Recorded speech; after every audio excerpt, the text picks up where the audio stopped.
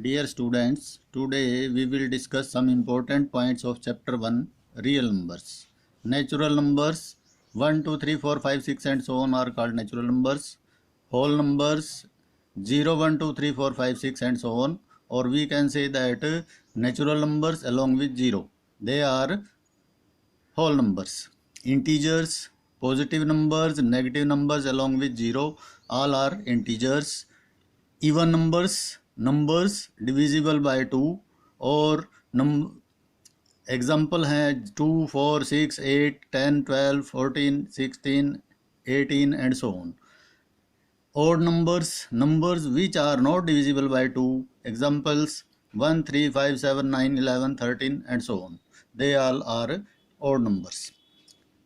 Prime numbers, numbers which have two factors, one and itself, or we can say that numbers which can be divided by one and itself. Examples जैसे 2 है, 3 है, 5, 7, 11, 13, 17, 19, 23 and so on. अब 2 prime कैसे है, 1 और 2 पे divide होता है, तो इसके 2 फैक्टर्स हुए 1 एंड 2 इटसेल्फ. ऐसे ही 3 1 और 3 पे डिवाइड होता है, 1 और 3 इसके फैक्टर हुए. ऐसे ही 5 1 और 5 पे डिवाइड होता है, 1 और 5 इसके फैक्टर हुए. ऐसे ही 7, ऐसे ही 11 and so on. Composite numbers, numbers which have 3 और मोर देन 3 फैक्टर्स, यानी वो नंबर जिनके 3 और 3 से ज़्यादा फैक्टर्स होते हैं उनको हम कंपोजिट नंबर्स बोलते हैं. जैसे 4, 6, 8, 9, 12, 14, 15 एंड सो ऑन. अब 4 कंपोजिट नंबर कैसे है, 4 1 पे, 2 पे और 4 पे डिवाइड होता है, तो ये 3 फैक्टर्स हो गए इसके, तो ये कंपोजिट नंबर है. ऐसे ही 6 1 पे, 2 पे, 3 पे और 6 पे डिवाइड होता है, तो यानी 1, 2, 3 और 6 इसके फैक्टर हो गए, तो ये भी कंपोजिट नंबर है. ऐसे ही 8 1 पे, 2 पे, 4 पे, 8 पे, तो मोर देन 3 और मोर देन 3 फैक्टर्स बनेंगे इन सब के, इसलिए इनको हम कंपोजिट नंबर कहेंगे. 1 is neither prime nor composite because it has only one factor, 1 itself. फिर आता है को prime numbers, 2 numbers which whose common factor is 1. 2 numbers whose common factor is 1, they are को प्राइम नंबर्स. जैसे 2 3 है, 3 4 है, 4 5 है एट्सेट्रा.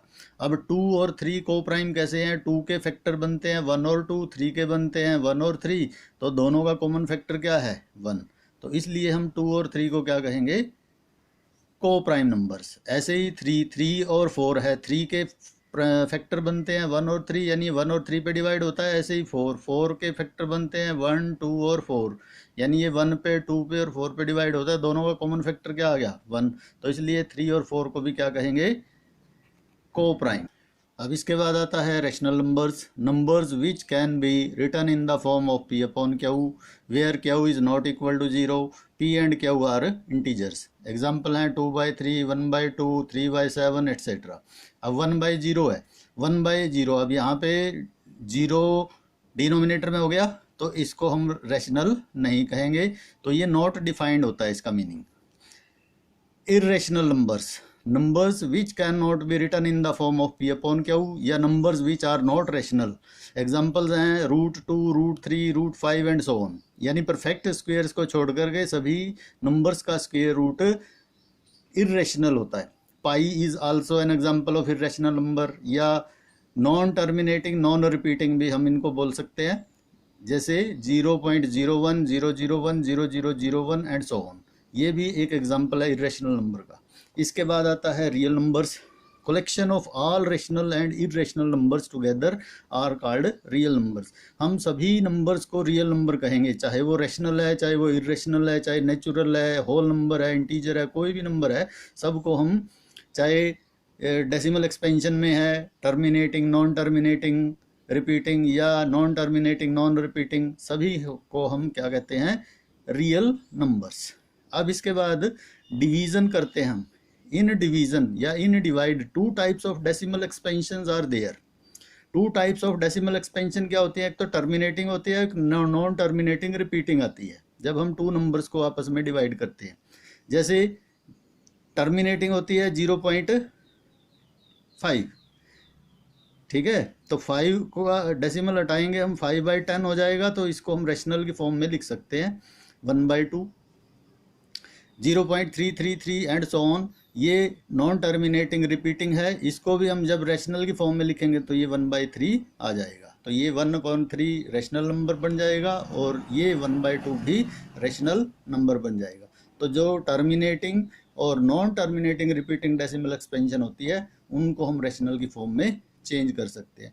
और जो नॉन टर्मिनेटिंग नॉन रिपीटिंग होता है ये इस तरह की, तो इनको हम रेशनल की फॉर्म में नहीं चेंज कर सकते, इसलिए इनको हम क्या बोलते हैं, इर्रेशनल नंबर। इसके बाद हमारा चैप्टर स्टार्ट होता है Euclid division lemma. Euclid division lemma क्या होता है? सबसे पहले हमें लेमा का पता होना चाहिए, या यूक्लिड डिवीजन एल्गोरिदम। लेमा क्या होता है? Lemma is a proven statement used for proving another statement. Lemma एक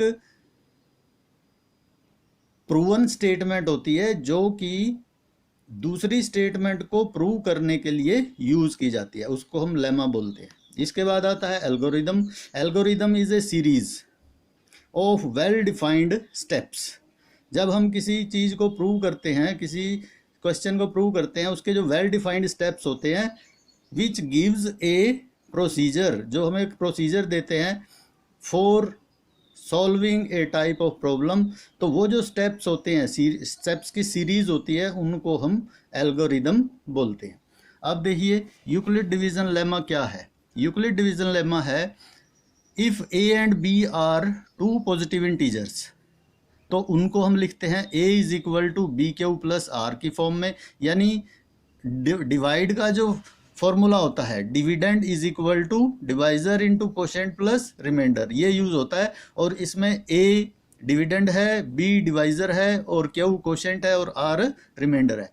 तो a is equal to B Q plus R, और वेयर r जो होता है रिमाइंडर वो लेस देन b और greater than and equal to 0। इसका मतलब ये है कि जो रिमाइंडर है हमेशा डिवाइजर से छोटा होता है और 0 से बड़ा होता है या 0 के इक्वल होता है। तो इसको हम यूक्लिड डिवीजन लेमा बोलते हैं। यूक्लिड डिवीजन एल्गोरिदम क्या है? इट इज़ ए टेक्निक, अभी मैंने पहले भी बताया था भी, एक series of well defined steps, series of well defined steps, यानी technique to compute the HCF of two given positive integers. तो ये एक टेक्निक है कंप्यूट करने की, टू गिवन पॉजिटिव इंटीजर्स का HCF फाइंड करने की। तो अब देखिए एग्जांपल है, हम क्या फाइंड करेंगे, HCF of two numbers 420 and 130। अब 420 इज ग्रेटर देन 130 है, इसका मतलब बड़े नंबर को अंदर रख के छोटे से हम क्या करते हैं, डिवाइड करते हैं। अब इसके लिए हमारे पास कंटिन्यूड डिवीजन आना चाहिए। कंटिन्यूड डिवीजन में हम क्या करते हैं, HCF फाइंड करने के लिए बड़े नंबर को अंदर रखते हैं, छोटे से डिवाइड करते हैं। तो 130 से इसको डिवाइड करेंगे, हमारे पास क्या आ गया, 133 द 390, रिमाइंडर क्या बच गया 30। This remainder is less than divisor 130। अब रिमाइंडर को डिवाइजर लेते हैं और जो डिवाइजर होता है उसको डिविडेंड ले लेते हैं। तो 30 से डिवाइड करेंगे, 4 पे गया 120, 34 द 120, 10 बच गया हमारे पास रिमाइंडर। अब ये रिमाइंडर फिर डिवाइजर की फॉर्म में आ गया और ये जो डिवाइजर था वो डिविडेंड बन गया। तो 10 3 द 30, तो रिमाइंडर क्या आ गया हमारे पास 0। अब यहाँ पे जो लास्ट डिवाइजर होता है इसको हम HCF बोलते हैं। इसको क्या बोलते हैं, HCF। अब इसको हम यूक्लिड डिवीजन लेमा या एल्गोरिदम की फॉर्म में लिख सकते हैं। अब वेल डिफाइंड स्टेप्स क्या होंगे, अब 420 को डिवाइजर A ले लिया, 130 से हमने डिवाइड किया, this is B into quotient 3 plus remainder 30, यही आया था। 420 डिविडेंड है, 130 डिवाइजर है, 3 कोशेंट है और 30 रिमाइंडर। तो 420 is equal to 130 into 3 plus 30। अब 130 को डिविडेंड ले लिया, 130 को डिविडेंड और 30 को जो रिमाइंडर आया था वो डिवाइजर बन गया। तो 34 द 120 प्लस 10 रिमाइंडर आ गया, यहाँ पे भी यही आया। तो इसके बाद जो हमारे पास 30 डिवाइजर था इसको फिर डिविडेंड ले लिया और जो 10 रिमाइंडर आया था इसको डिवाइजर, 10 3 द 30 प्लस 0 रिमाइंडर। तो यहाँ पे भी यही है। तो इन स्टेप्स को हम इस फॉर्म में चेंज करके हम जो हमारे पास लास्ट डिवाइजर बचेगा ये 10, this will be the HCF, this will be the HCF. तो the remainder has now become 0 since the divisor at this stage is 10. Therefore HCF of the 420 and 130 is 10. Thank you.